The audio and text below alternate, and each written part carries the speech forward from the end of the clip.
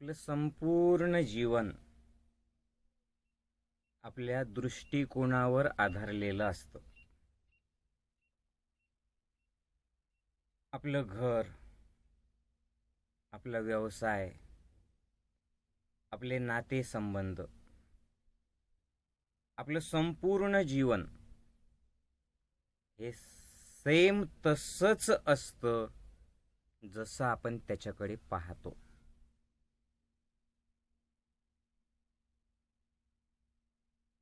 जीवन जसं आहे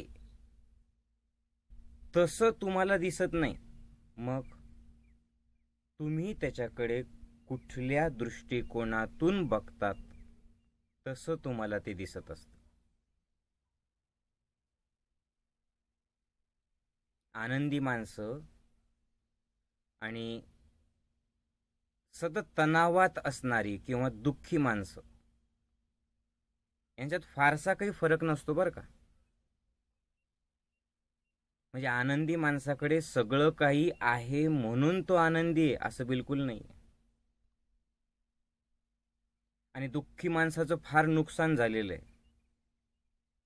दुःखी माणसाचं सगळं संपलेलं आहे. दुःखी माणसावरती किंवा तणाव घेणाऱ्या माणसाला फार अन्याय त्यांनी सहन केलेला आहे म्हणून तो तणावग्रस्त आहे असं बिलकुल नसतं.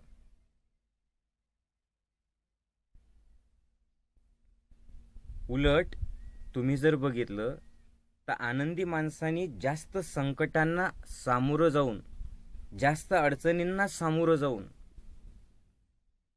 अनेक विरोध करणाऱ्या लोकांशी लढून तो आनंदीच असतो. आणि जे तक्रार करणारे लोक आहेत, जे तणाव घेणारे लोक आहेत, जे म्हणतात ना मला एन्झायटी आहे, मला ओसीडीचा त्रास आहे, मला मानसिक टेन्शन आहे, झालेलं काहीच नसतं बरं का, पण हे त्याचा बाऊ करून घेतात, हे त्याला मोठं करतात. काय आहे ते ते बघत नाही, काय नाही ते बघत असतात. आता हा माझा गुलाबी रंगाचा शर्ट आहे. गुलाबी रंगाच्या शर्टकडे बघून आनंदी व्हायच्या ऐवजी एखादा नकारात्मक दृष्टिकोन असणारा व्यक्ती काय म्हणेल, इथं काळं काय बरं. आता ते काळं जे काही आहे ना ते इथे नाहीये, ते डोक्यात बसलेले नकारात्मक विचार करणाऱ्यांच्या. आणि म्हणून जीवन काळं झालं सगळं, कारण मनात काळं बेर आहे. एखाद्याला उलट असं वाटेल की आयुष्यात संकट पाहिजे, आयुष्यात मजा पाहिजे, आयुष्यात काहीतरी थ्रिल पाहिजे, एन्जॉय करायला पाहिजे. आणि ते संकट पार केल्याच्या नंतर, तो संघर्ष केल्याच्या नंतर मग जे यश मिळतं ना, तेव्हा असं वाटतं की यस, कुछ तो जिंदगी में हमने किया है. आणि काही लोकांना मात्र सगळं सोपं सोपं सोपं सोपं सोपं पाहिजे असतं. थोडी काहीतरी अडचण येऊ द्या, पप्पा असं का बरं बोलले, आई तसंच का बोलते, नवऱ्याचा स्वभावच असा आहे, बायको तशीच का वागते, जीवनात असंच का बरं घडलं. या सगळ्या लोकांना काय पाहिजे असतं, परफेक्ट पाहिजे असतं, सगळं परफेक्ट. म्हणजे परफेक्ट जीवन, परफेक्ट ड्रेस, परफेक्ट दिसणं, परफेक्ट असणं, जे परफेक्ट रिलेशन नवरा बायकोचं, जिथे कुठेच भांडण नाहीये, हातात हात घेऊन बस चालले त्या जीवनाच्या अंतापर्यंत सोबत, जे कुठेच घडत नसतं. परफेक्शन परफेक्शन परफेक्शन म्हणजे तरी काय हो. ज्या गोष्टी आपण स्वीकारतो त्या जशा असतील तशा परफेक्ट वाटायला लागतात, आणि ज्या गोष्टी आपण स्वीकारतच नाही त्याचा आपल्याला त्रास होतो. नाही असं अफेक्शन असेल, प्रेम असेल, आपलं आपलं आहे असा भाव असेल, तर ते लेकरू कसं जरी असेल, आईला ते सोन्याच वाटतं. आईला ते अगदी जगातलं सगळ्यात सुंदर लेकरू आहे असंच वाटतं. आणि जर केवळ शारीरिक सौंदर्य जर बघत असताल, तर सुंदर सुंदर दिसणाऱ्या नटनट्यांचे सुद्धा मग घटस्फोट का होतात? स्वीकार भाव महत्वाचा आहे. आणि याच्यासाठी सगळ्यात महत्वाचं काय? दृष्टिकोन. तुम्ही कसं बघतात. दोन मार्ग आहे. एक, माझं जीवन असं आहे, आणि दुसरं, माझं जीवन असं नकोय. बघा, जो म्हणतो ना की माझं जीवन हे असं आहे, संकट असतील तर संकट, प्रॉब्लेम असेल तर प्रॉब्लेम, रिलेशनमध्ये काही झालेलं असेल तर ठीक आहे, इट्स ओके. पण ज्यावेळेस तुम्ही असं म्हणता ना, ठीक आहे हे असं आहे, असा तुमचा दृष्टिकोन असतो की yes I have accepted it, मी हे स्वीकारलेलं आहे, मग तुम्हाला बाहेर जाण्याचे मार्ग दिसतात. की ठीक आहे आता असं आहे. आणि तुम्ही काय होतं, ज्यावेळेस तुम्ही असं म्हणता ना येस हे आता असं आहे, त्यावेळेस इथं इथं जे दुखतं ना तुमचं, कपाळावरच्या जे आढे आहेत ना, मनातलं जे टेन्शन आहे ना, आणि जे सध्याला आहे त्याला होणारा मनाचा जो विरोध कंटिन्यू सुरू आहे ना, तो एका क्षणात थांबतो. तुम्ही करून बघा. याला नुसतं ऐकायचंच असेल तुम्हाला सत्संगाला, आणि एक नॉर्मल व्हिडिओ म्हणून ऐकत असताल, तर तुम्हाला या सत्संगात सुद्धा तुम्ही इनपरफेक्शन शोधताल. की माऊलीजींनी गंध लावायला पाहिजे होता, माऊलीजींनी व्हाईट कलरचा शर्ट घालायला पाहिजे होता, माऊलीजींनी इथंही असं वाक्य बोलायला नको होतं. अरे बाबा, मग तुम्हीच बोला ना, मी ऐकतो तुमचं.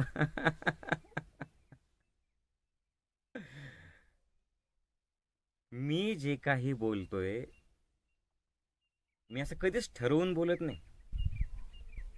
माझ्या मनात तुमच्याविषयी प्रेम आहे, अफेक्शन आहे. तुमचा जो मनाचा विरोध आहे ना, कंटिन्यू सुरू असलेला, ज्याच्यामुळे तुम्हाला त्रास होतो, माझी ही इच्छा आहे की तुम्ही अनुभव घ्याव. एकदा फक्त आतून आतून आवाज तर येऊ द्या, ठीक आहे जे जसं आहे ना इट्स ओके. मग माऊली याच्यातच थांबायचं का? बायको अशी वागते, नवरा असं वागतो, हिने असं केलं, त्यांनी तसं केलं, जीवनात संकट आहे, आर्थिक अडचणी, मग असंच थांबायचं का? असं थांबायचं नाही. पण नुसताच विरोध केल्याने आणि तक्रार करल्याने आणि टेन्शन घेतल्याने, असं का आहे का आहे असे असंख्य प्रश्न मनात आणल्याने, तुम्हीच सांगा त्याच्यातून बाहेर येणार आहे का तुम्ही? त्या नकारात्मक विचारांच्या दलदलीमध्ये तुम्ही अजून घुसत जातात. नाहीये का असं? पण ज्यावेळेला तुम्ही म्हणता ठीक आहे जे जसं आहे ना मी ते स्वीकारलेलं आहे, त्यावेळेला सगळं असं स्वच्छ स्पष्ट दिसतं की हा हे असं असं आहे, आणि मी ते स्वीकारलं. स्वीकारलं म्हटलं काय होतं? विरोध कमी होतो, विरोध. आणि विरोध जर बंद झाला ना, की मग नकारात्मक विचार येणं बंद होतात. तुम्ही नाही पाहिजे म्हटलं ना, जास्त त्रास होतो. मनाचं कामच आहे, नाही म्हटलं ना की मुद्दाम मन तिकडे धाव घेतं. तुम्ही साधा व्हॉट्सअपवरती आलेला मेसेज बघा, नक्की पहा बरं का, 100% पहा बरं का, तुम्ही त्याच्याकडे ढुंकून सुद्धा बघत नाही. पण एक असा मेसेज आला, एक व्हिडिओ आला, तर चुकीनं तो मेसेज गेला. कुणीही प्लीज प्लीज विनंती करतोय की पर्सनल मेसेज आहे, बिलकुल बघू नका. कुणीच असं नाही की जे पाहिल्याशिवाय सोडणार नाही. मनाचं कामच आहे, ज्याला विरोध केला, नाही म्हटलं ना की मन मुद्दाम त्याच्यामध्ये जातं. हे असं नाही पाहिजे, हे असं नाही पाहिजे, हे असं नाही पाहिजे, मन त्याच्यात घुसत जातं, दलदलीत फसत जातात तुम्ही. पण ज्यावेळी तुम्ही येस म्हणतात, स्वीकारतात, मग काय होतं? सगळं असं स्पष्ट दिसायला लागतं. कॅमेरा जर SLR वापरला असेल तुम्ही, तर ज्यावेळेस आपण ते समोरचं भिंग फिरवतो आणि ॲडजस्ट करतो, एक पॉईंट असा असतो ना की पूर्ण स्पष्ट दिसतं बघा सगळं. तसं तुम्हाला तुमचं जीवन स्पष्ट दिसतं की हां, आता हे असं आहे, मी ते स्वीकारलेलं आहे. आता हे असंच ठेवायचं की याच्यातून बाहेर जायचं. मग ते शांतपणे सुचतं, निर्णय घेता आणि तो निर्णय घेतल्याच्या नंतर मग तुमच्याकडनं पॉझिटिव्ह कृती होते. समजतंय? जसं शिवाजी महाराज, छत्रपती शिवाजी महाराज, आठवा, पन्हाळगडावरती अडकलेले होते, तो प्रसंग. आग्र्याची सुटका, आठवा, तो प्रसंग. पुरंदरचा तह केला, तो प्रसंग. आठवते? या सगळ्या प्रसंगांमध्ये तुम्ही बघा, आपल्यापेक्षा तर लाख पटीनं जास्त तणाव त्यांना होता, पण त्यांनी नाही नाही नाही असं असं नाही म्हटले, टेन्शन नाही घेतलं. त्यांनी काय केलं? हा, हे झालेलं आहे असं म्हटलं. आणि दृष्टिकोन काय होता की याच्यातून मी बाहेर येणार आहे. तुमचा दृष्टिकोन काय? असं का घडलं ना असं नव्हतं व्हायला पाहिजे. अरे असं का घडलं आणि असं नव्हतं व्हायला पाहिजे असं बोलून कधी जीवन बदलतं का? तुमच्यात ताकद तरी राहील का? तुमच्यात एनर्जी तरी राहील का? तुमचे हातपाय तिथेच गळून जातील ना. मनाचा स्वीकार भाव ऊर्जा वाढवतो. आणि हा स्वीकार भाव कधी येऊ शकतो? ज्यावेळेस तुमचा दृष्टिकोन पॉझिटिव्ह असतो, स्वीकारण्याचा दृष्टिकोन असतो की यस, माझं जीवन हे असं आहे, यात काय चांगलं आहे ते मी बघेल. ठीक आहे, मी चिखलात आहे, काही हरकत नाही. यात काय येऊ शकतं? मी कमळ लावेल,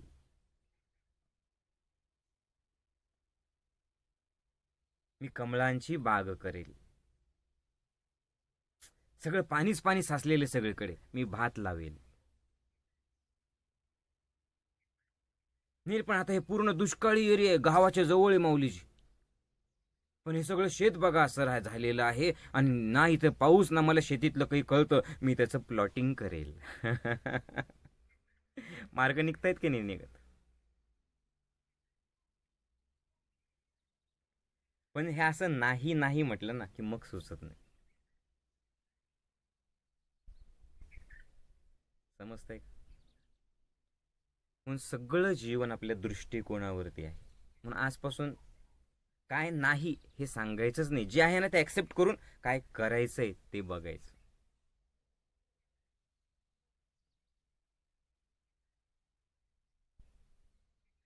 हे लक्षात घ्या. ABCDEFG असं ए ला एक, बी ला 2, सी ला 3 असे नंबर जर दिले ना तुम्ही, आणि ॲटिट्यूड या शब्दाचं जर तुम्ही अंक देऊन बेरीज केली ना, तुम्ही बघा बरोबर 100 येतं. 100 म्हणजे तुमचं जीवन 100% चेंज होऊ शकतं जर तुमची ॲटिट्यूड सकारात्मक असेल तर. पण आम्ही ठरवत नाही ना माऊलीजी, ते आपोआप विचार येतात ना. अरे मग ठरव ना, ठरव ना, मी पॉझिटिव्ह ॲटिट्यूड करेल. आपोआप कसं काय येतं? म्हणजे हे हे बोलण्यातच बघा, तुम्ही काय ठरवलेलं आपोआपच येतं, हे तुम्ही ठरवलेलं आहे. मन तुझं आहे का दुसऱ्याचं आहे? नाही माऊलीजी, पण माझं मन माझ्याकडे राहिलंच कुठं, माझं मन तर तिच्याकडे गेलेलं आहे. तिच्याकडे म्हणजे कुणाकडे? जीवनातल्या अडचणींकडे. वेगळं समजू नका काही. ही जी अवदासा आहे ना तिच्याकडे. कुठली अवदासा? जे तुम्ही ठरवलेलं आहे की असंच होतं, असंच होतं, असंच होतं, आपोआप घडतं. आपोआप काही घडत नसतं, फक्त तुम्ही मनाला बघत नाही म्हणून तसं होतं. जसं तुम्ही मनाला पाहिलं की एका क्षणात विचार थांबतात. तुम्ही मुद्दामहून आपोआप होत असेल तर ठीक आहे, तुम्ही मुद्दामहून चांगले विचार करा, हे एकदा ऐकून नसतं. हे मुद्दामहून जाणीवपूर्वक तुम्हाला तुमचं मन सकारात्मक लोकांसोबत राहून, ध्यान करून, असे सत्संग नियमितपणे ऐकून, नियमित प्राणायाम करून, ते टीव्ही समोर लोळत न राहता, नकारात्मक लोकांचं ऐकून न घेता, पॉझिटिव्ह विचार ऐकून ज्या वेळेला तुम्ही स्वतःला मला बदलायचंय असं ठरवता आणि ते ठरवून त्याच्यावरती कंटिन्यू कार्य करतात, सातत्याने मनावर कार्य करतात, मनाला घडवणं सुद्धा मूर्ती घडवण्यासारखं आहे. कंटिन्यू टाक टाक टाक टाक टाक टाक टाक, कंटाळाला टाक गेला दगड. त्याच्यासाठी सुद्धा एकाग्रता पाहिजे. म्हणून तुम्ही स्वतःला सांगा की खरंच तुम्हाला बदलायची इच्छा आहे. Do you really want to change yourself? हा प्रश्न स्वतःला विचारा, फसवू नका. मी तर तुम्हाला फक्त सोबत वाट दाखवतोय, चालायचं तुम्हाला आहे ना. मी आहे तुमच्या सोबत. या चॅनलवरती हजारो सकारात्मक मन निर्माण करणारे सत्संग आहेत. त्या सत्संगांच्या विचारांच्या माध्यमातून मी तुमच्या सोबत आहे. अडचणी आल्या तुम्हाला काही तर खाली मोबाईल नंबर दिलेले आहेत. आपले ज्ञानयोगाचे शिक्षक ते तुमच्या सोबत आहे, मार्गदर्शन करतील तुम्हाला. पण चालावं तुम्हाला लागणार. कुणीतरी येईल आणि मग माझं जीवन बदलेल असा विचारच करू नका. ऑलरेडी आलेलं आहे कुणीतरी या विचारांच्या रूपाने, या सत्संगाच्या निमित्ताने. आता माऊलीजींना भेटल्याच्या नंतर तोंड उतरलेलं नाही पाहिजे. तुम्ही इथं जर नाही बदलले तर कुठेच बदलू शकत नाही. आज आत्ता या क्षणाला तुम्ही स्वतःला सांगा, होय, म्हणा असं माझ्यासोबत, होय मी सकारात्मक विचार करणार आहे. हे ऐकून सुद्धा जे बोलत नाही ना, तोंड उतरून बसलेले आहेत ना, बघा तुमचं खरंच बदलायची इच्छा आहे का? का नाही बोलत हो तुम्ही? का विरोध करतायत? काय होणार आहे बोलून? जर बोलले असते तर काय झालं असतं? पण हा जो विरोध आहे ना तुमचा, असं कधी असतं का, असं कधी असतं का, असे लोक बदलत तर कधीच नाही. उलट ते दुसऱ्याला नावं ठेवायला मोकळे. चांगलं कधी दिसतच नाही ना. एवढं जीव तोडून मनापासून सांगतोय की अरे तुम्ही चेंज होऊ शकतात, तरी सुद्धा काही काही लोक बोलायला सोपं हो माऊलीजी तुम्हाला, आम्हाला ज्याच्यावरती बित्त त्याला कळतं ना. मग राहा तसेच. मग इथून पुढे जे महापुरुषांचे फोटो लावतात ना ते लावू नका, कारण ते तुमच्यापेक्षा जास्त अडचणीत, जास्त प्रॉब्लेम मध्ये होते. हे बघा, जीवन रंगीबिरंगी आहे. एकच रंग नसतो. कधी आनंद तर कधी दुःख, कधी सुख तर कधी दुःख, कधी चांगलं बोलेल कोणी तर कधी वाईट बोलेल. काही नात्यांमध्ये कुणी तुम्हाला त्रास देईल तर काही नाते तुम्हाला सुखावतील, तुम्हाला सुख देईल. कधी आर्थिक अडचणी येतील तर कधी आर्थिक अडचणी नसतील. असं वाटेल की भरपूर पैसे आहेत माझ्याकडे. पण या सगळ्या प्रसंगांमध्ये तुम्ही या प्रसंगांपासून जर वेगळे राहिलात, कधी राहू शकतात? जर तुम्ही ऍक्सेप्ट केलं, स्वीकारलं. आणि स्वीकार कधी करू शकतात? जर दृष्टिकोन पॉझिटिव्ह असेल. आणि दृष्टिकोन पॉझिटिव्ह कधी होऊ शकतो? आत्ता जर तुम्ही निर्णय घेतला की होय, माऊलीजी माझ्यासोबत आहे, हा निसर्ग माझ्यासोबत आहे, हे जीवन माझ्यासोबत आहे, माझा परमात्मा माझ्यासोबत आहे, असा दृष्टिकोन जर तुम्ही ठेवला आणि म्हटलात की होय मी सकारात्मक विचार करणार आहे, तर आपोआप या क्षणापासून सुरुवात होईल. आत्मविश्वास म्हणतात याला, आत्मविश्वास. म्हणून अगोदर स्वतःवरती विश्वास ठेवा, माऊलींवरती विश्वास ठेवा, जीवनावरती विश्वास ठेवा. तुम्ही एकटं नाही जगू शकत हो. तुमची काळजी परमात्म्याला आहे म्हणूनच तुम्हाला दिसत नाही हो. पण ही हवा आहे बघा, चालू आहे. किती टॅक्स मागितलं हो हवेने तुम्हाला? तुम्हाला जिवंत ठेवायचंय म्हणून एकदा विचार करा. तुम्ही घेतायत श्वासोश्वास, तुम्ही करतायत. अरे जर तुम्ही श्वासोश्वास केला असता तर ज्यावेळेस तुम्ही गाढ झोपून गेला असतात त्यावेळेस श्वास विसरले असते ना. छोट्या छोट्या गोष्टी विसरतात तुम्ही. कित्येक वेळेला चष्मा तुम्हीच डोक्याला लावलेला असतो, विसरून जाता कुठे चष्मा आहे.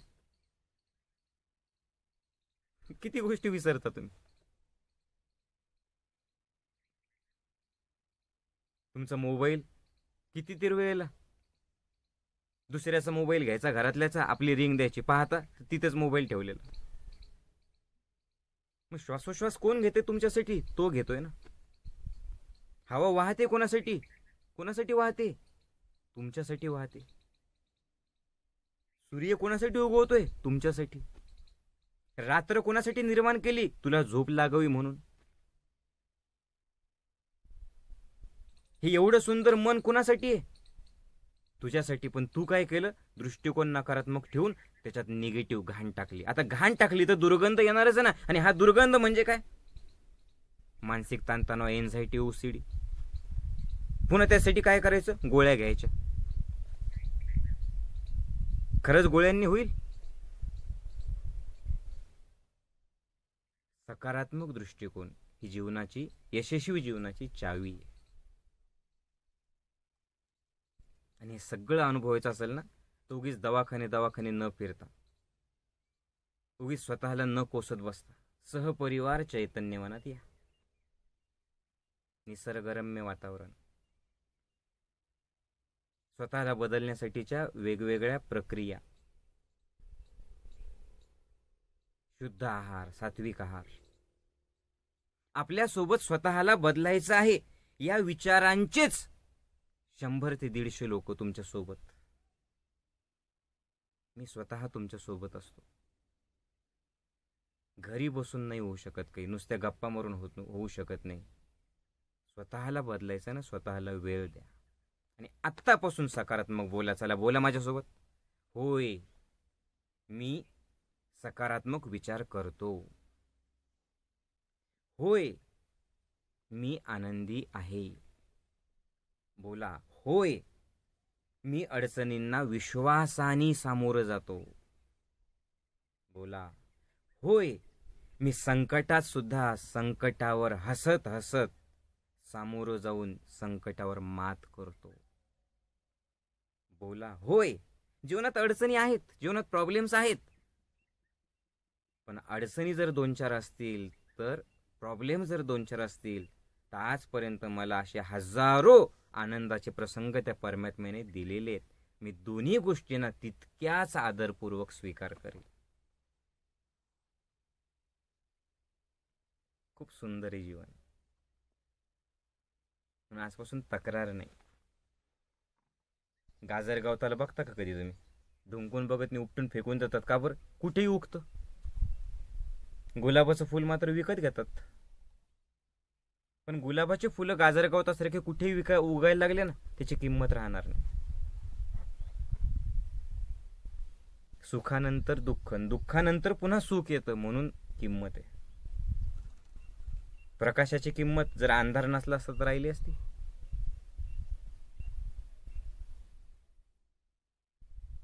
एखादा व्यक्ती खूप जवळ गेला ना तुमची किंमत राहत नाही, तुम्ही किंमत करत नाही, मग दूर गेल्याच्या नंतर रडत बसतात. त्याच्यामुळे जे जसं आहे ना, जीवन दिलंय ना परमात्म्याने, मरताना रडत बसण्याच्या ऐवजी या क्षणात ठरवा की एवढं सुंदर जीवन मला परमात्म्याने दिलं, मी नकारात्मक विचार करून ते वाया घालवणार नाही. होय, आत्तापासून माझा दृष्टिकोन मी सकारात्मक ठेवेल आणि माझं जीवन भरभरून जगेल, भरभरून जगेल. यस, भरभरून जगेल. जय गुरुदेव.